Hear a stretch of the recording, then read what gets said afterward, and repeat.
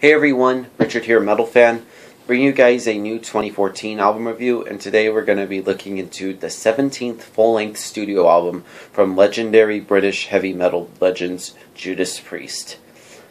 Holy shit. Yeah, now this album was a very long anticipated album.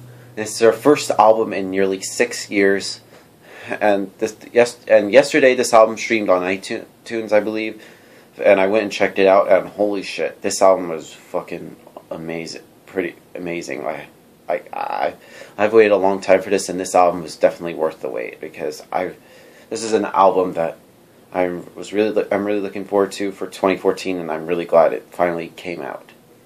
Now, this album is their first in nearly 6 years. This is the long-awaited follow-up to 2008's Nostradamus, and also, this is actually the first album with a new member. Well, I shouldn't say new, since he's been in the band for only a few years.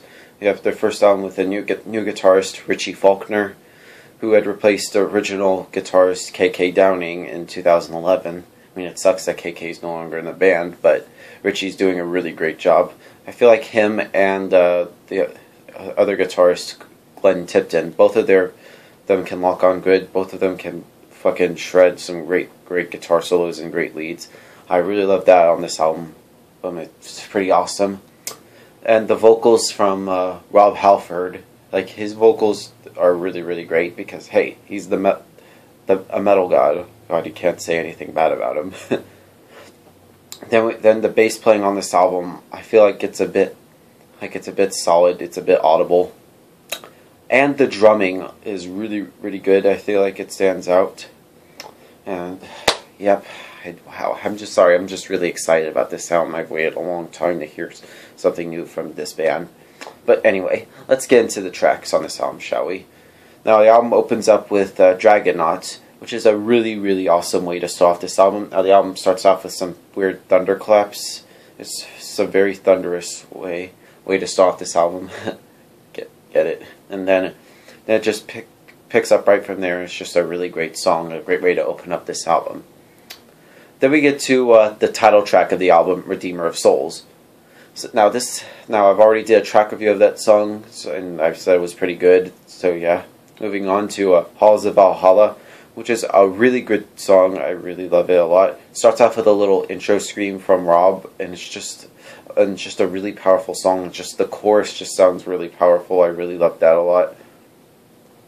Then we get to the next song called Sword of Damocles, if I'm saying that right. It's a really good, pretty good song. It's just some very stunning performance from the band.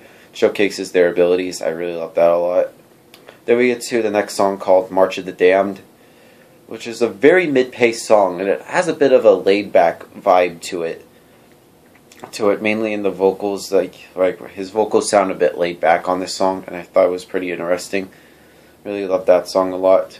Then we get to the next song called Down in Flames, which this song kind of reminds me of something off of British Steel. I thought it's a pretty good song.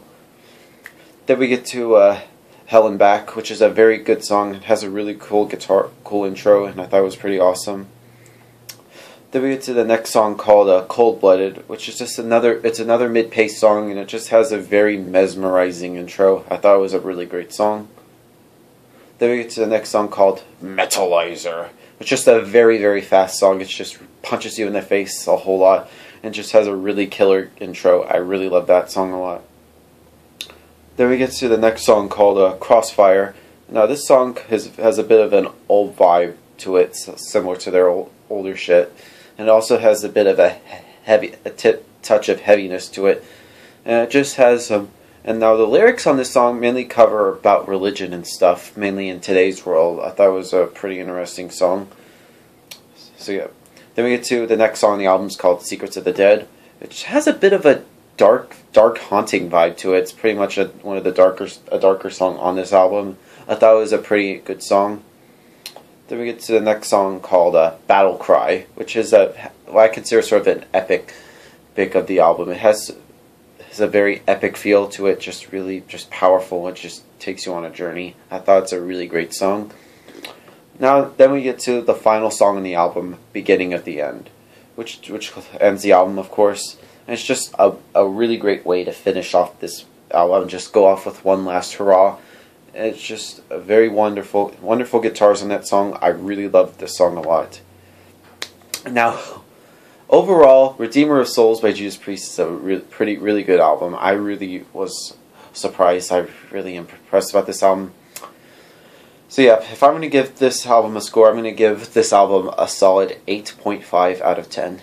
So yep, that's my review of the new album, guys.